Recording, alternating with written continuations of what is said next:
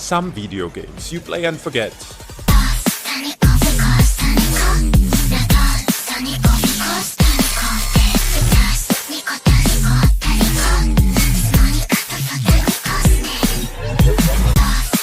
But some don't just entertain you, they stay with you, they consume you.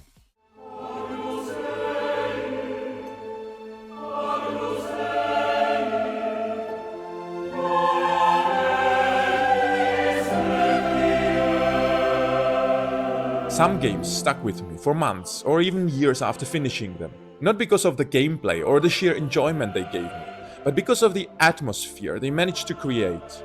Some I don't even consider great, but they managed to nail that one specific thing. And with that said, let's get right into it.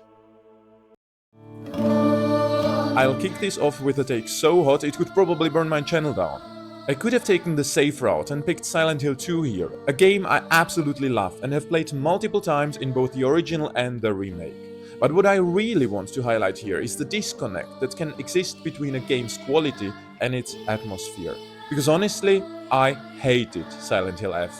I despised the fact that Konami took its beloved psychological horror franchise and tried to turn it into a full-blown Souls-like, and not even a good one at that. The combat was clunky. You fought like 3 enemy types throughout the entire game, and important story bosses, literally the main character's parents, reused the same models as random enemies you fought 5 minutes earlier. On top of that, every other corner led to another lockdown room filled with enemies you had to clear out. The game was a farce.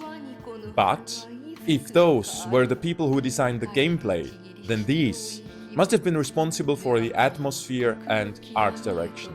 Because to this day, I still vividly remember wandering through that fog-covered Japanese town, getting lost in endless fields and exploring the school, easily the best level in the game.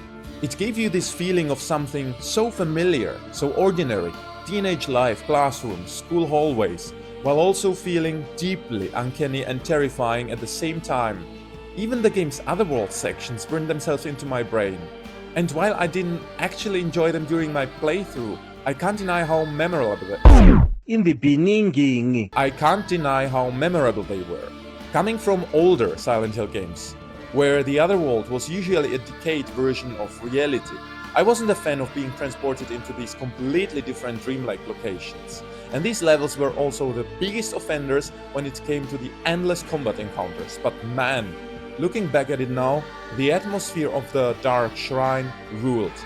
It was exactly what the name promised, a dark shrine, oppressive, gloomy and unsettling. I just wish I could have explored this fascinating new take on the otherworld without having to slap the same butt cheeks over and over again. It's funny because when Silent Hill F was first announced, the atmosphere was the very thing I was worried about the most. Moving Silent Hill from the US to the 1960s Japan sounded terrible to me, and honestly, in many ways it still is, because no matter how you look at it, the game simply isn't Silent Hill. It's a failed action game wearing Silent Hill's skin. But in the end, the atmosphere I adopted so much was the very thing that stayed with me. Days Gone is a game I shouldn't like, at all. The only time I'm willing to tolerate an open world game is when the story absolutely slaps and the developers had enough decency to avoid stuffing the game with fetch quests and enemy camps. In other words, I tend to avoid most open world games entirely. And Days Gone, as far as I remember, checks basically none of my boxes. The story was something about searching for your wife in the middle of a zombie apocalypse, nothing to write home about, and the gameplay consisted almost entirely of the kinds of chores I usually hate. Deacon St. John spends the game acting as a glorified delivery boy for people sitting comfortably on their asses in their camps. That said, I genuinely cannot remember a single moment where I wasn't enjoying myself. Yeah, the last chapter dragged on longer than it needed to, but overall, Days Gone absolutely nailed its world building and atmosphere. Cruising through the beautiful Oregon countryside alone on your bike, which, by the way, needs refueling every 2 miles or so, because apparently the apocalypse also changed how engines work, while surrounded only by nature and the occasional zombie horde, created a feeling I honestly haven't experienced in a game since. The game is pure freedom, pure escapism. It's exactly the kind of game that becomes magical once you stop obsessing over the story and quest markers and just start appreciating what it feels like to exist in this world. Man, just talking about it makes me want to jump right back in and relive the experience. I'm just a little scared I might ruin my memories of it, that I'll start noticing all the flaws, the bland story and the repetitive quest structure. But either way, I'm genuinely bummed we'll probably never get a sequel, because I'd absolutely love to experience everything Days Gone did right again, just with all the things it did wrong finally fixed. So yeah, Days Gone remains a very sweet memory for me. It's Kingdom Come 2, of course it's Kingdom Come 2. I've talked about this game a lot on the channel already and apparently I'm still not done. Unlike the previous two games, KCD2 is genuinely fantastic even outside of its atmosphere. But its world building, the sheer impression of it all, is what elevates it from a great game to something close to perfection. When the first Kingdom Come was being developed, the team had one core idea in mind: realism. They wanted players to truly feel like they were living in the Middle Ages. And honestly, I'd argue they already nailed that in the first game. But KCD2 perfected it. You begin as a nobody in a place where nobody knows you, and you have to claw your way back up from absolutely nothing. And the game refuses to make compromises for you. NPCs live their own lives, shops close at night, so if you're starving at 2 AM and think you can casually buy food somewhere, forget it. The shops open in the morning. Until then, you either survive off nature or turn to crime. And all of that takes place against the backdrop of real Czech towns and castles. But the single greatest thing about KCD2's atmosphere is how unbelievably authentic its countryside feels. I grew up in a city in the Czech Republic, but on weekends I visited my grandmother in a small town. I could walk around the corner from her house and immediately disappear into forests, fields, streams, and dirt paths. In other words, I was in KCD2. KCD2 is an incredible game. The story, the combat, the characters, all fantastic. But for someone like me, all of that almost fades into the background compared to the childhood memories it awakened in me. The freedom, the peace, the feeling of spending endless afternoons wandering through the woods behind my grandmother's house. That's what makes the game unforgettable to me.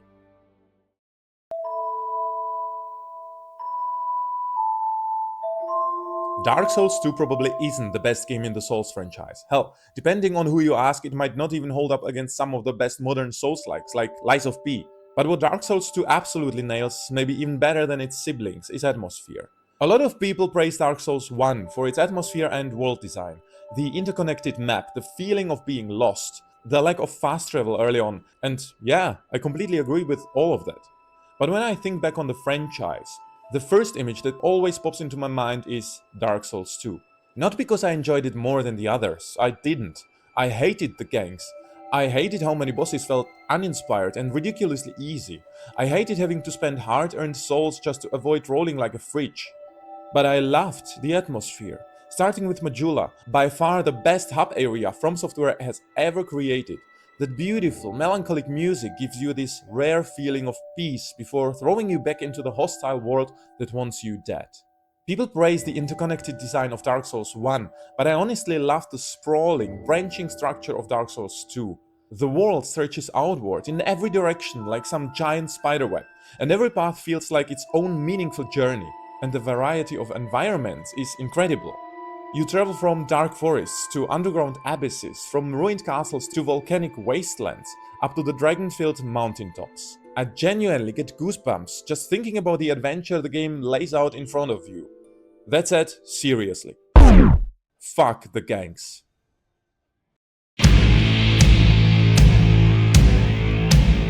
I don't particularly adore either Alan Wake game. They're good, and yes, Alan Wake 2 is definitely the better game in my opinion, but they are not masterpieces I'd run into the town square preaching about. What both games absolutely excel at, though, is atmosphere. Both Alan Wake games have this incredible Stephen King energy to them. The dark forests are terrifying enough already, but the real stars of the show are the Taken.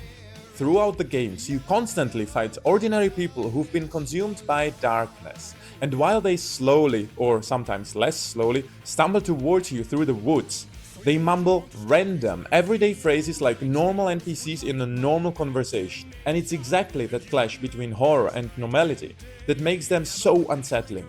There's this old Jim Carrey movie called The Truman Show. The entire premise is that Truman's whole life is secretly a reality show, and he's the only person who doesn't know everything around him is fake. There's this one scene burnt into my brain where two men is arguing with his wife, and in the middle of the argument she suddenly turns toward the camera and starts casually advertising the cereal she's holding. That disconnect completely messed with my mind as a kid. The absurdity of it, the unnaturalness. And that's exactly the feeling Alan Wake gives me. This bizarre collision between reality and fiction, between ordinary human behavior and pure horror. So I started this video with a game I genuinely hated, but still remember because of its atmosphere. And I want to end things on the complete opposite note. Returnal burnt itself into my soul through every single aspect of it. I loved the gameplay, the story, and even the roguelike structure that constantly throws you back to the beginning after every death, despite the fact that I originally thought I'd hate that kind of system. But the thing that truly made Returnal special for me was its atmosphere. This dark, lonely, hopeless mood. The greatest thing Returnal does, something almost no other game has managed to replicate for me, is creating the feeling of absolute isolation in a distant, hostile place. And honestly, that's also why I could never fully connect with Saros, Returnal's successor. It simply couldn't recreate that same feeling. In Returnal, you are completely alone. Nobody helps you, nobody guides you, nobody reaches out a hand. Celine, and by extension you, are abandoned in the purest sense of the word. And what makes the entire experience even more disturbing is that whenever you discover audio logs from another human being, they are recordings left behind by Celine herself, a version of her that's already dead, because this endless cycle of death and rebirth keeps repeating over and over again on this insane planet. No other game has ever made me feel this isolated, and no other game has ever messed with my head quite like Returnal did, and honestly, I don't think any other game ever will, but that's okay, because that's exactly why Returnal will always have a special place in my mind, as one of the games with the strongest atmosphere I've ever experienced. So yeah, that's it. Those are the games that stayed with me. Some of them are genuinely fantastic games, others are borderline disasters when it comes to gameplay, but all of them have one thing in common. Years later, I barely remember the mechanics of some of them, but I still remember exactly how they made me feel. For a brief moment, they allowed me to live inside worlds that felt special. And now I'm really interested in hearing your picks, so let me know in the comments, and I'll see you in the next one. Bye.